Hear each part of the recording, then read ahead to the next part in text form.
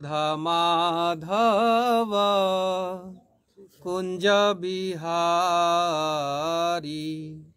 जय गोपी जन वल्लभ गिरवरधारी यशोदानंदन ब्रज जन रंजन यशोदानंदन ब्रज जन रंजन जमुना तीरा बन चारी जय राधा माधव कुंज बिहारी हरे कृष्णा कृष्णा कृष्णा हरे हरे हरे राम राम राम हरे हरे हरे कृष्णा कृष्णा कृष्णा हरे हरे हरे राम राम हरे हरे हरे कृष्णा कृष्णा कृष्णा हरे हरे हरे राम राम राम हरे हरे जय राधा श्याम सुंदर राधे जय कृष्ण बलराम जय कृष्ण बलराम जय कृष्ण बलराम जय गौरनिताय जय गौरनिताय जय प्रभुपाद श्री श्री राधा श्याम सुंदर भगवान की जय हो। श्री श्री कृष्ण बलराम की जय हो। श्री श्री गौर निताय की जय हो। शील प्रभुपाद की जय हो।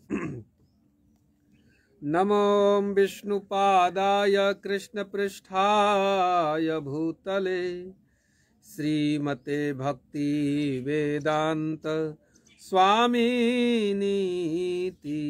नामिने नमस्ते सारस्वते देवे गौरवाणी प्रचारिणे निर्विशेष शून्यवादी पाश्चात्य देश तारिणी जय श्री कृष्ण चैतन्य प्रभु नित्यानंद श्री अद्वैत गदाधर श्रीवासदि गौर भक्त वृंद हरे कृष्णा कृष्ण कृष्ण हरे हरे हरे राम राम राम हरे हरे।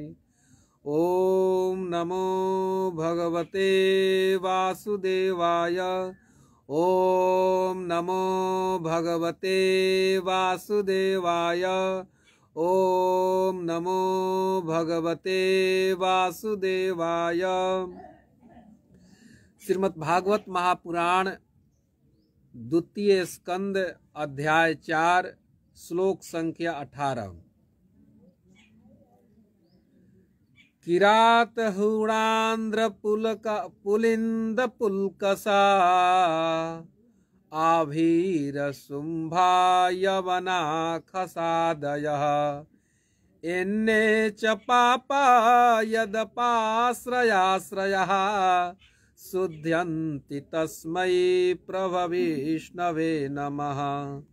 किरात हूणांध्र पुलिंद पुलकसा आभीर शुंभायवना खसादयः एन्ने च पापा यदपाश्रयाश्रयः शुध्यन्ति तस्मै प्रभविष्णवे नमः। अन्वय शिल प्रभुपाद जी के द्वारा। किरात प्राचीन भारत का एक प्रांत, हूण जर्मनी तथा रूस का एक अंग, आंध्र दक्षिण भारत का प्रांत, पुलिंद ग्रीक, पुलकसहा अन्य प्रांत, आभीर प्राचीन सिंध का एक भाग, शुंभा अन्य प्रांत, यवनः तुर्क, खस आदयः मंगोल का प्रांत, ये भी, अन्य और अन्य, च भी, पापा पाप में प्रवृत्त रहने वाले, यत जिसका, अपाश्रय आश्रय भगवत भक्तों की शरण ग्रहण करके, शुद्ध्यन्ति तुरंत शुद्ध हो जाते हैं। तस्मै उन प्रभ विष्णवे शक्तिमान विष्णु को नमः मैं सादर प्रणाम करता हूँ।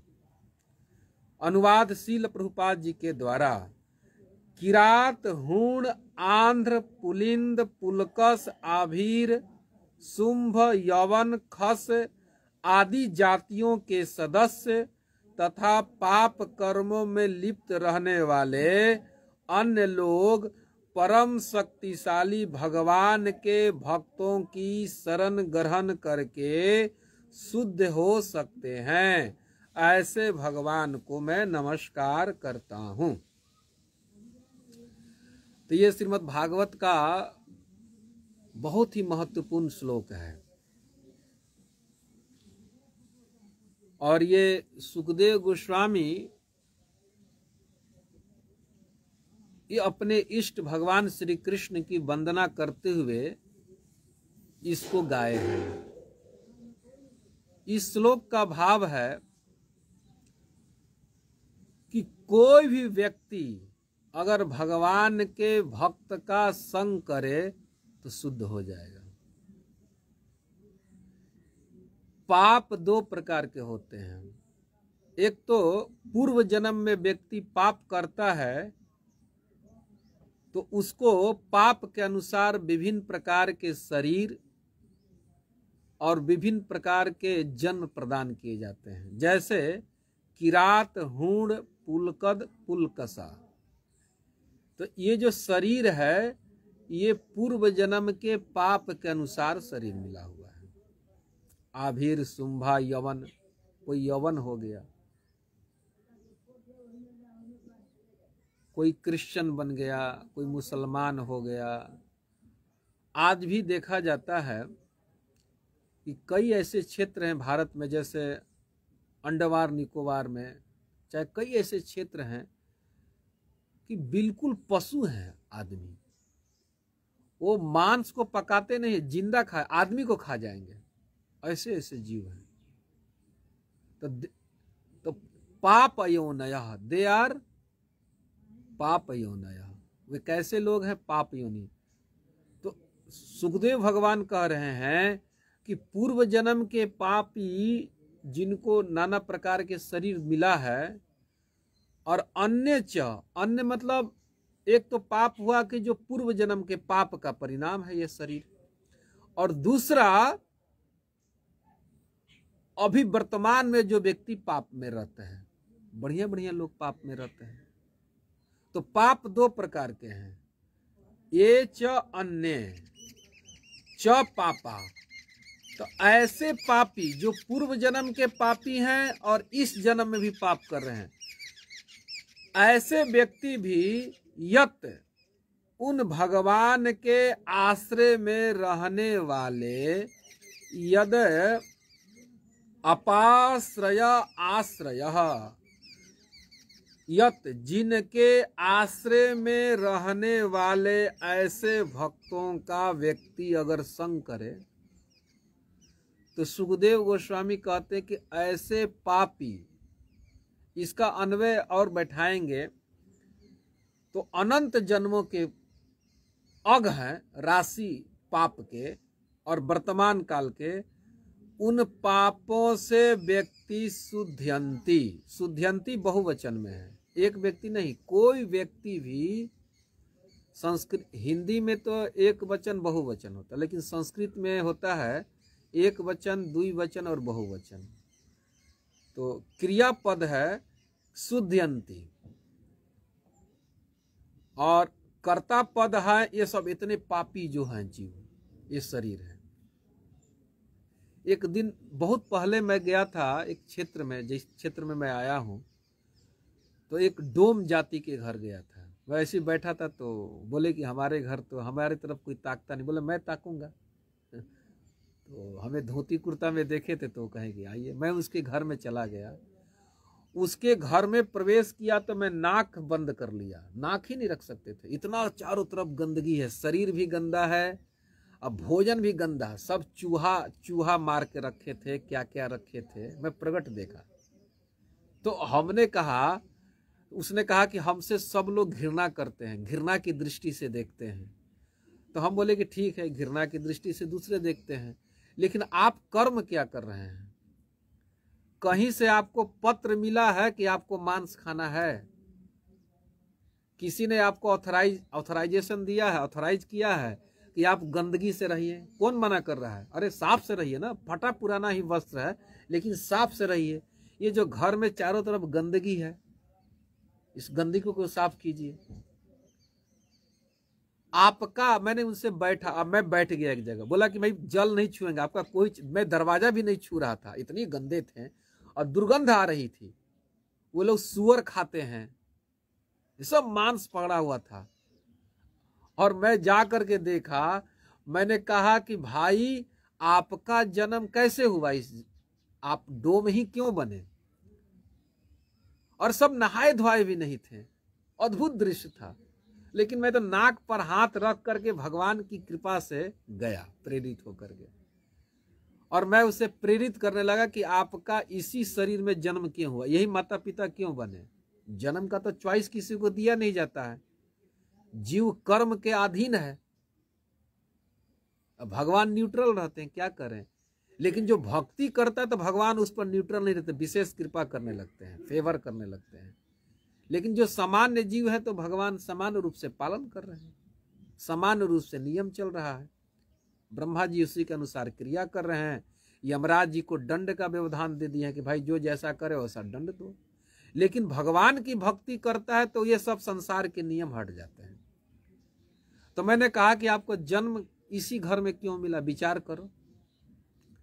मैंने कहा कि किसी धनवान, वृंदावन में कई गोसाई परिवार है, अद्भुत विद्वान है, बहुत धनाढ़ भी हैं, भगवान में ऐसे घर में आपका जन्म क्यों नहीं हुआ? विचार करो। तो इसके पीछे कर्म है ना, तो पूर्व जन्म में भी तुम पापी थे, तभी तो ऐसा हुआ है ना। मैंने कारागृह का उदाहरण दिया, कई उदाहरण दे करके समझाया उसे, कर्म का सिद्धांत समझाया। मैंने कहा कि मान लीजिए कोई व्यक्ति अभी बलात्कार कर रहा है, डकैती कर रहा है, लूट रहा है, तो क्या वो किसी शहर का डीएम बन सकता है ना? तो उसने कहा कि ना। तो हमने कहा कि भाई अभी जो डीएम बना हुआ है तो ये पता चल रहा है कि लड़का बहुत मेहनत किया होगा, बहुत तपस्या की, दिखाई नहीं दे रहा, लेकिन अनुभव है ना? तो कहा कि हाँ। तो हमने कहा कि बस, अरे पूर्व जन्म का तो पाप था ही, और वर्तमान समय में भी पाप कर रहे हो। दारू मदिरा क्यों पी रहे हो, स्त्री गमन कर रहे हो?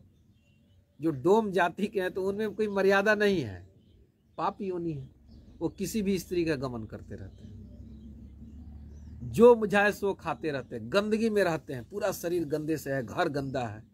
मैंने कहा कि आज तुम इन गंदगी का त्याग करके, मांस भक्षण बंद करके, सफाई से रह करके, और ठाकुर जी का कहीं फोटो खरीद लो, विग्रह चित्रपट पैसे से, और नहीं तो मैं देता हूँ, खरीद लो, और मेरे पास झोली माला ये रख लो, और तुम भगवान का नाम ले लो, हरे कृष्ण कृष्ण, सब लोग तुमको प्रणाम करेंगे। इसी जन्म में, इसी जन्म में तुम चले जाओ वृंदावन तो सब लोग तुमको साधु कहेंगे, सब आश्रम में प्रसाद पाओगे। केवल वस्त्र को ठीक कर लो, अब वैष्णव शरीर धारण कर लो, तिलक लगा लो, कंठी पहन लो, प्याज लहसुन का त्याग कर दो, और सफाई से रहो। देखो सब लोग तुमको प्रणाम करेंगे, ब्राह्मण भी तुमको प्रणाम करेंगे। तो पूर्व जन्म में भी पाप था, इस जन्म भी पाप कर रहे हैं, और चाह रहे हो कि हमारे साथ बढ़िया हो। कैसे हो? और भूतकाल भी तुम्हारा खराब था, वर्तमान भी खराब, और भविष्य और खराब। तो बताओ, तीनों काल में खराब, और दोष दे रहे हो दूसरे को। अरे अभी करो, अभी तुमको सब लोग आदर करेंगे। और जाओ वृंदावन में, भक्तों का संग करो। वृंदावन में सब लोग जाति नहीं पूछते हैं, बस भक्त है तो हर आश्रम में उसे आश्रय मिलता है। किसी भी आश्रम में जाइए तो प्रसाद पंगत पा रहे हैं। साधुओं का एक अलग लाइन है, उस ब्राह्मणों के लाइन में बैठ जाओगे अब प्रसाद पाओगे। क्योंकि दूसरे लोग क्या देखते हैं कि वो तिलक है, कंठी है, हाथ में झोली माला है, वस्त्र फटे भी हैं तो क्या, कोई बात नहीं। कितने बाबा जी हैं कि वस्त्र फटा हुआ है और मुख में हरि का नाम है। तो देखो सब लोग अभी तुम्हारा आदर करेंगे। तो हमने ये अपना अनुभव देखा कि चिनारी क्षेत्र में गया था, तो हमारे मित्र उधर से जब आए बोले अरे इधर कैसे घुस गए महाराज, राम राम राम राम। तो मैंने कहा कि मैं राम राम नहीं भाई, मैं तो देख रहा था। तो मुझे ये घटना याद आ गई कि ये जो शरीर है पाप योनि के कारण, पाप योनि जो शरीर है इसका नाम सुखदेव गोस्वामी बता रहे हैं, किरात, हूण, पुलकस, पुलिंद, पुलकस, आभीर, शुंभा, यवना, खस आदय।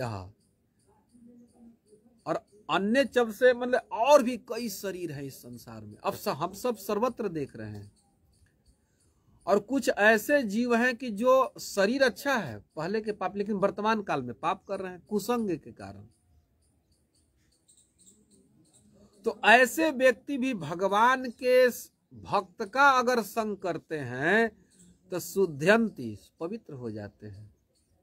ऐसे भगवान को, जो ऐसे भगवान समर्थ हैं, जैसे चैतन्य महाप्रभु ने कहा कि नामना कार्य बहुधा निज सर्वशक्ति। भगवान कहें कि मैं अपनी सारी शक्ति अपने नाम में रख दिया है। चैतन्य महाप्रभु विलाप कर रहे हैं कि भगवान ने अपनी सारी शक्ति अपने नाम में भर दिया है। सारी भगवान, भग जोड़वान, भग मतलब षड ऐश्वर्य पूर्ण भगवान, उनमें अनंत बल है, अनंत वैराग है, अनंत ऐश्वर्य है, अनंत सौंदर्य है। ऐसे भगवान ने अपनी अनंत शक्ति अपने नाम में भर दिया है। तत्रार्पिता स्मरण न काल, लेकिन उस नाम का स्मरण नहीं हो रहा है। तो भगवान के भक्त क्या करते, निरंतर नाम का कीर्तन करते हैं, निरंतर भागवत पढ़ते हैं, निरंतर कथा सुनते हैं। तो भगवान का आश्रय लेने वाले ऐसे भक्त का कोई व्यक्ति संग करता है तो सुखदेव गोस्वामी कहते हैं शुद्ध्यंती, जीव पवित्र हो जाता है, सदा के लिए पवित्र हो जाता है। और नहीं तो जो पाप कृत्य है इसको अनंत जन्मों तक जीव को भोगना पड़ेगा। लेकिन ऐसे भक्त का संग करने से व्यक्ति तत्काल पवित्र होता है, हो जाता है। मैं इसका एक प्रमाण देता हूं। श्रीमद् भागवत महापुराण के 6ठे स्कंद के प्रथम अध्याय में श्री सुखदेव गोस्वामी जी ने ही कहा है। आप देख सकते हैं 13वें श्लोक से। हाँ, सुखदेव गोस्वामी राजा परीक्षित को कह रहे हैं कि राजन, बहुत सारे साधन हैं। 6ठे स्कंद के प्रथम अध्याय के श्लोक संख्या 13 में, 13 के पहले 11 में भी भगवान ने कहा, 10 में भी कहा कि बहुत सारे कर्म का निरूपण किए। और फिर 13वें अध्याय में कहे कि तपसा ब्रह्मचर्येण समेन च दमेन च त्यागेन सत्य शौचाभ्याम यमेन नियमेन च। तो देखिए कई साधन हैं, इससे भी व्यक्ति का पाप नष्ट होता है। लेकिन अत्यांतिक पाप का क्षय नहीं होता, पूरा पूरा पाप नष्ट हो जाए। क्या पाप नष्ट हो जाए? पाप का नष्ट होना तो अलग बात है, लेकिन पाप करने की वासना ही नष्ट हो जाए, यही अनंत काल तक जीव को भटका रही है।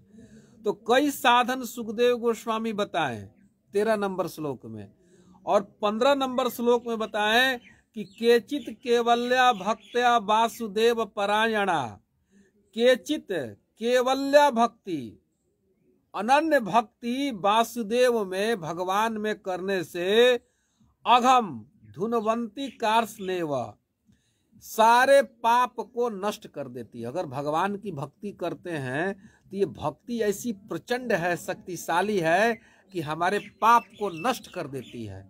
उदाहरण दे रहे हैं, निहार मीव भास्कर, जैसे चारों तरफ कुहरा, जैसे उत्तर भारत में तो बहुत कुहासे पड़ते हैं, कुहरा छाया हुआ है, कुछ दिखाई नहीं देता है।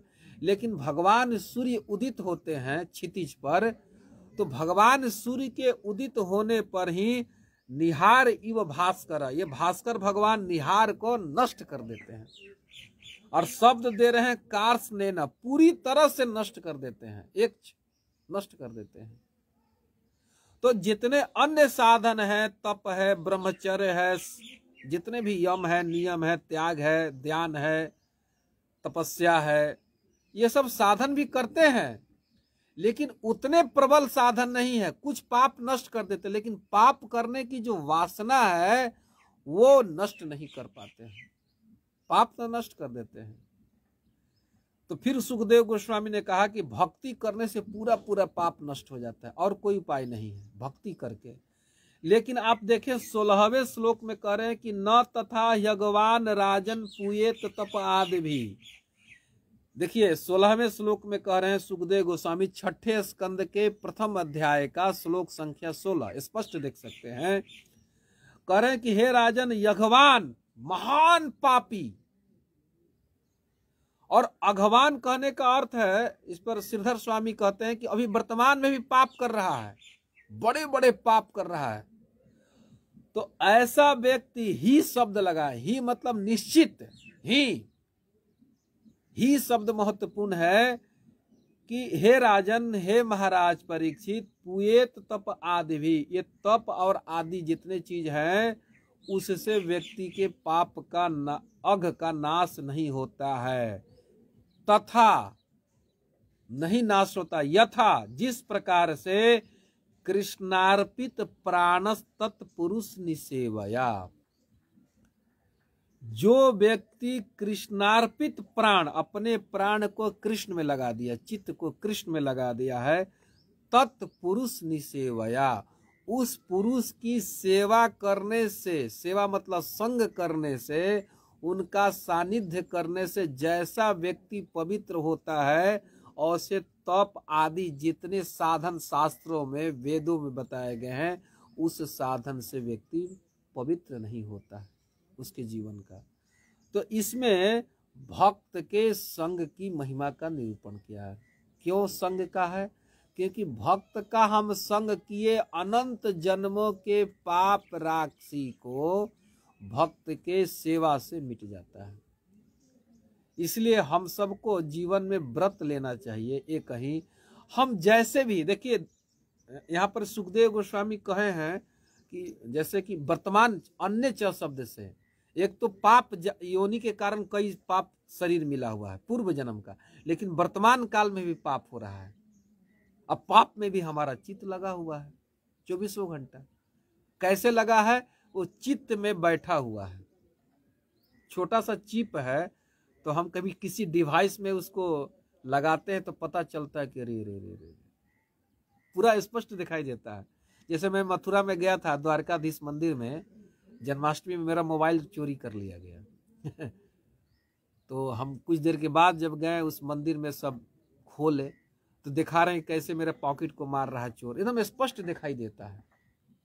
तो सारे अनंत जन्मों के जो पाप का जो कर्म है, वासना है, हमारे चित्त में बैठा हुआ है और अनंत जन्मों तक भोगेंगे। तो ऐसे भक्त का कोई भी साधन करे, देखिए बहुत सारे साधन का सुखदेव गोस्वामी निरूपण कर रहे हैं, तपस्या, दान, व्रत, त्याग, क्या क्या यम नियम, लोग क्या क्या कर रहे हैं संसार में, लेकिन इससे पाप राशि नष्ट नहीं होने वाली है। होती है लेकिन कार्सनेना नहीं होती, पूरी पूरी नष्ट नहीं होती है। और पाप करने की वासना तो बिल्कुल नष्ट नहीं होती है। लेकिन भक्ति बहुत प्रबल है, कर देती है, लेकिन उससे भी प्रबल साधन कह रहे हैं 16वें अध्याय में, न तथा यज्ञवान राजन पुयेत तप आदि भी, यथा कृष्णार्पित प्राणस तत्पुरुष निसेवया। जो भक्त कृष्ण को अपना प्राण मान चुके हैं कि कृष्ण ही मेरे प्राण है, जैसे भक्ति विनोद ठाकुर ने जी ने कई पदों में गाया है, कृष्णार्पित, वो पद याद नहीं आ रहा, तुआ हे नंद, वो पद अभी याद नहीं आ रहा, भक्ति विनोद ठाकुर जी का है कि कृष्णार्प, उसमें ये आता कि मैं आपको सब कुछ अर्पण करता हूँ कृष्ण।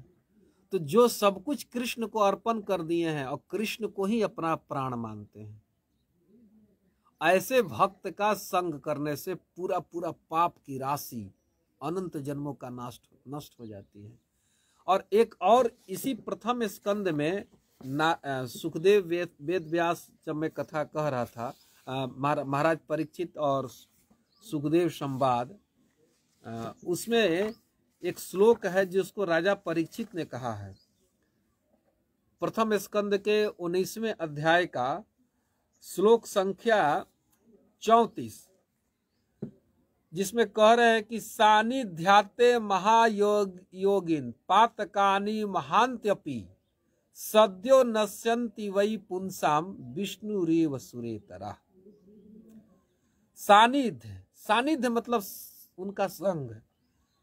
ऐसे भक्त का महाराज परीक्षित कर रहे कि ऐसे सुखदेव गोस्वामी का संग करने से महांत पातकानी, बहुत बड़ा पापी व्यक्ति, अपी शब्द है, ऐसा पापी भी कह रहे हैं कि सद्यो शुद्ध्यंती, वो तत्काल पवित्र हो जाता है,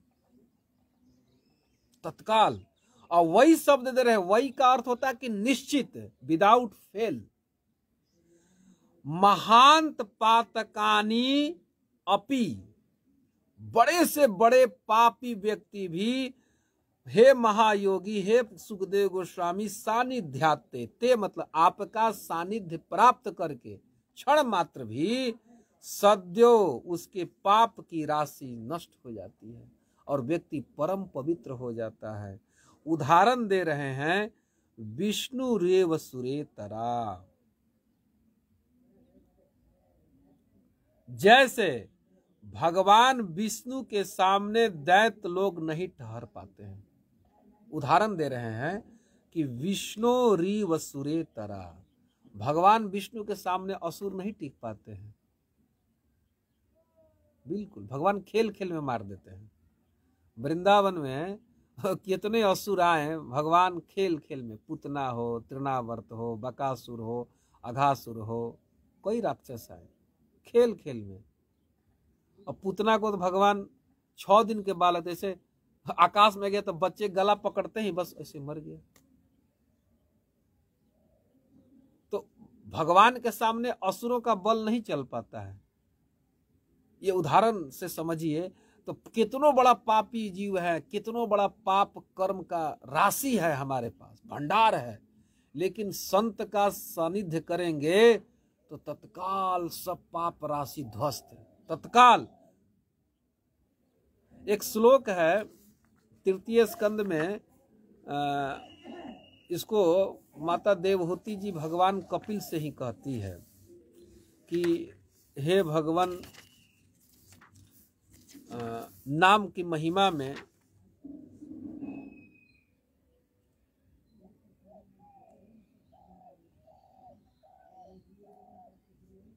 यन्नामधेय श्रवणानुकीर्तनात् यत्प्रवणात् यत्स्मरणादपि क्वचित् स्वदोपि सद्य सवनाय कल्पते कुतः पुनस्ते भगवन्नुदर्शनात्।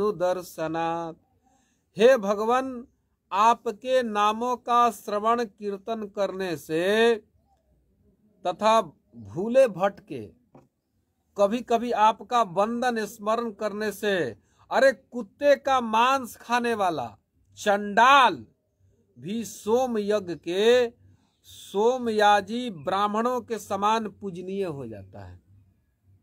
तो फिर तो आपका दर्शन करके तो कहना ही क्या है। इसलिए संतों के सामने हम लोग ऐसे शब्द लगाते हैं, प्रातः स्मरणीय, सवेरे सवेरे उठे तो संतों को प्रणाम करना चाहिए। सनातन गोस्वामी पाद की जय हो, रघुनाथ भट्ट गोस्वामी पाद की जय हो, शील प्रभुपाद की जय हो, भक्ति विनोद ठाकुर की जय हो, और महाराष्ट्र में तुकाराम जी, इन सब संतों का नाम लेना चाहिए तो व्यक्ति पवित्र हो जाएगा। इनके भक्तों का नाम लेने से। भक्त की बड़ी महिमा है। भगवान तो अच्छा एक श्लोक में कहती है, अहो बत स्वपचतो गरीयान यज्जिह्वा अग्रे वर्तते नाम तुभ्यम ते पुस्तपस्ते जुहुवु सस्नुरार्या ब्रह्मन् चूर्णाम गृह्णन्ति ये ते। इतनी प्रबल साधन बताए जा रहे हैं। अच्छा, मैं एक रामचरितमानस एक ग्रंथ है, उसमें भगवान नारद जी से कहते हैं, नारद जी ने संतों का लक्षण पूछा है कि संत कैसे होते हैं। इसका एकादश स्कंद में भी भगवान बताए हैं। तो भगवान से उन्होंने पूछा कि संत के लक्षण बताएं। कहते हैं कि सुनु मुनि संतन के गुण कहा हूं। हे मुनि, मैं संत का गुण कहता हूं, तिनके जिनते मैं उनके बस रहा हूं। हे मुने, हे नारद जी, मैं तो संत के सदा अधीन रहता हूं। तो बहुत सारे गुण गिनाए हैं। संत के क्या लक्षण है? षड विकार जित अनघ अकामा अचल अकिंचन सुचि सुख धामा अमित बोध अनिहमित भोगी सत्य सार कवि कोविद जोगी सावधान मानद मदहीना धीर धर्म गति प्रमर प्रवीणा। षड विकार जिता, वे जो षड विकार हैं काम क्रोध लोभ, उसको जीत लेते हैं संत लोग। अनघ, वे निष्पाप रहते हैं। अकाम, उनकी कोई कामना नहीं होती है, वो चाहते हैं कि हमारे प्रियतम प्रसन्न रहें। अचल, अचल रहते हैं, उनकी बुद्धि स्थिर रहती है, भोगों की तरफ धावित नहीं होती है। अकिंचन रहते हैं, सब किसी चीज की कोई कामना नहीं, अकिंचन, सब चीज के त्याग उनमें रहता है। शुचि, पवित्र रहते हैं, भीतर और बाहर से भी पवित्र रहते हैं। शरीर को ही नहीं साफ रखते, भीतर से भी पवित्र रहते हैं। संतों के सानिध्य बैठते हैं तो वृंदावन जाता हूँ, अक्सर मैं वृंदावन जाता हूँ तो बैठता हूँ तो मन लगता है पवित्र हो गया। और सुख धाम, सदा आनंद में रहते हैं। ब्रज के संतों को मैं देखता हूँ, बार बार स्मरण आता है, जाइए तो एकदम हंसते रहते हैं, मुस्कुराते रहते हैं। प्रायः सभी संतों का यही हाल है। अमित बोध अनिहमित भोगी, वे बहुत कम खाते हैं, जितना शरीर का पालन करना उतना खाते हैं, सत्य रहते हैं और विद्वान रहते हैं। और सावधान, सावधान भगवान राम कह रहे हैं कि साधु सावधान रहता है। ऐसा ना कि सिद्ध हो गए तो अब हम फ्री हो गए। ये सनातन गोस्वामी, रूप गोस्वामी, ये सब जो आदि इतने जो संत हैं, तो इसमें शब्द आ रहा है सावधान। ये सदा सावधान रहते थे। तो साधु का लक्षण ऐसा नहीं कि हम भजन में बहुत पक गए हैं तो अब सावधानी की जरूरत नहीं। साधु सावधान रहता है। मानद, वो सदा दूसरों को मान देता है। मदहीन, उसमें कोई मद ही नहीं रहता। वो सोचता है कि हम में कोई भजन नहीं है, कोई साधन नहीं है, मेरा भजन नहीं बन रहा है। दिन रात यही साधुओं के पास बैठे तो वही कहते हैं कि प्रभु जी हमारा भजन नहीं बन रहा है, हम क्या करें। धीर रहते हैं, धर्म में प्रवीण रहते हैं और बहुत सारे गुण देते हैं। उनमें क्षमा गुण रहता है, किसी को भी क्षमा कर देते हैं। क्षमा, मैत्री, वो सबको अपना मित्र मानते हैं। अब मुदिता, हमेशा मुदित रहते हैं, प्रसन्न रहते हैं और भगवान को ही अपना प्राण मानते हैं। और अंत में कह रहे हैं, गावहि सुनहि सदा मम लीला। वो गाते रहते हैं, सुनते रहते हैं सदा मेरे गुणों को, मेरे लीलाओं को। हेतु रहित परहित रतशीला, अब बिना कारण सभी जीवों के हित में लगे रहते हैं। साधु का बता रहे हैं कि गावहि सुनहि सदा मम लीला। वो गाते रहते, सुनते रहते, मेरे चरित्रों को सुनते रहते हैं। और हेतु रहित परहित रतशीला, रत मतलब लगे रहते हैं किसमें? परहित, दूसरों का कैसे कल्याण हो, उसमें कोई कारण है नहीं, कोई कारण नहीं है। बिना कारण के हित में लगे रहते हैं। साधु का एक चित्त में क्या चलते रहता है, एक तो भगवान का लीला चिंतन, और सदा सोचते रहते हैं कि उसका कैसे कल्याण हो। साधु को कोई दंड भी दे रहा है तो साधु उसका कल्याण सोचता है। इसमें बहुत अच्छा उदाहरण मिलता है श्रील प्रभुपाद जी का। प्रभुपाद जी के हृदय में गुरु वाक्य तो था ही, लेकिन शरीर में सामर्थ्य नहीं था। फिर भी वो गुरु की, वो चाहते तो नहीं जा सकते थे, भाई बूढ़ा शरीर है, कोई साधन नहीं है, क्या करें, लेकिन गए, क्योंकि हृदय में उनकी अनंत करुणा, संतों के हृदय में करुणा रहती है कि कैसे उसका हित करें, वो हित के बारे में सदा रहते हैं। तो मुनि सुनि साधुन के गुण चेते, कहीं न सकहीं संत श्रुति लेते। अरे साधुओं के, सज्जनों के गुणों को मैं भी नहीं कह सकता हूं, इतने अनंत गुण होते हैं।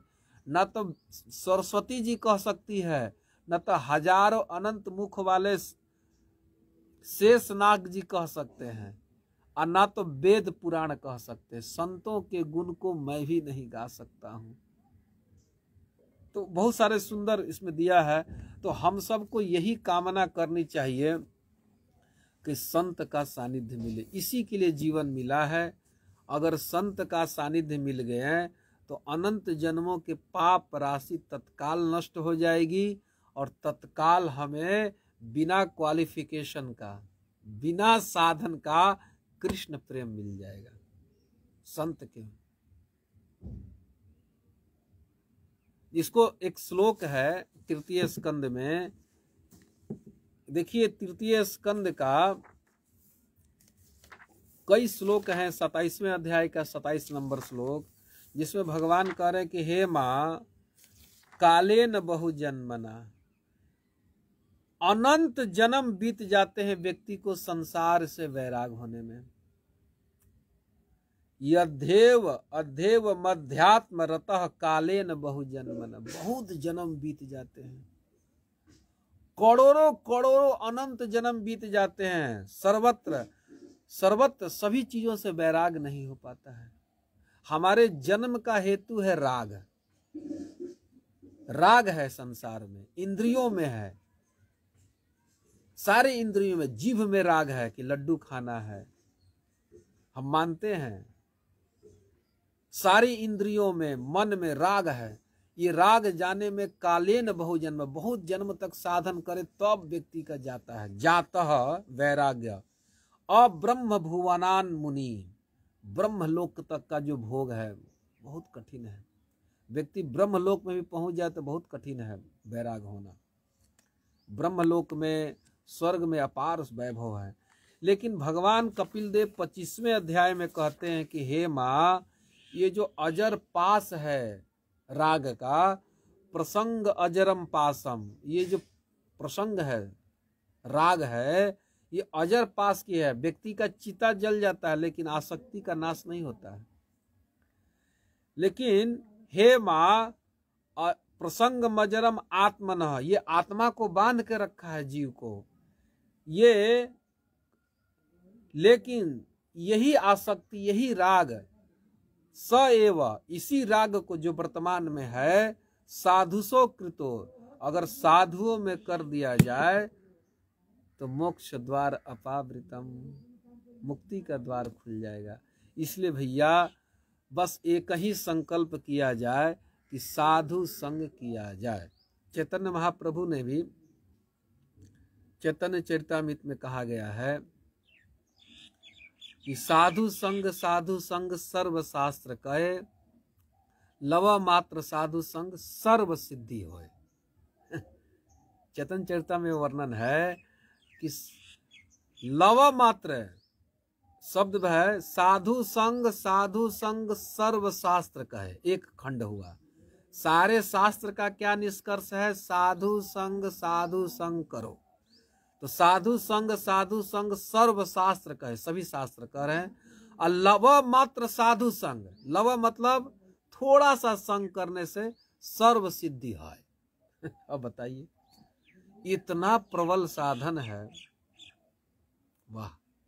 और हम सब का सौभाग्य है, जितने लोग श्रवण कर रहे हैं, कि हमारे जीवन में ये सौभाग्य आ चुका है। आ गया नहीं, आ चुका है। जितने भक्त नाम जप कर रहे हैं साधु संग का प्रभाव है। बस हमारा तो काम बन गया महाराज, इसीलिए किसी को कोई चिंता ही नहीं करना है। बस साधु संग में लगे रहें, यही कामना करें। जैसे वृतासुर जी कहते हैं कि हे राधा रानी, हे श्री कृष्ण, कहाँ कर रहे हैं? युद्ध भूमि में। ममोत्तम श्लोक जनेषु सख्यम संसार चक्रे भ्रमतः स्वकर्म में। अपने कर्म के अनुसार, वो ऐसा नहीं करे कि मेरे पाप राशि नष्ट हो जाए। पाप भाई भ्रमतः स्वकर्म भी, अपने कर्म के अनुसार मैं जहां भी जिस योनि में जाऊं जाने दो।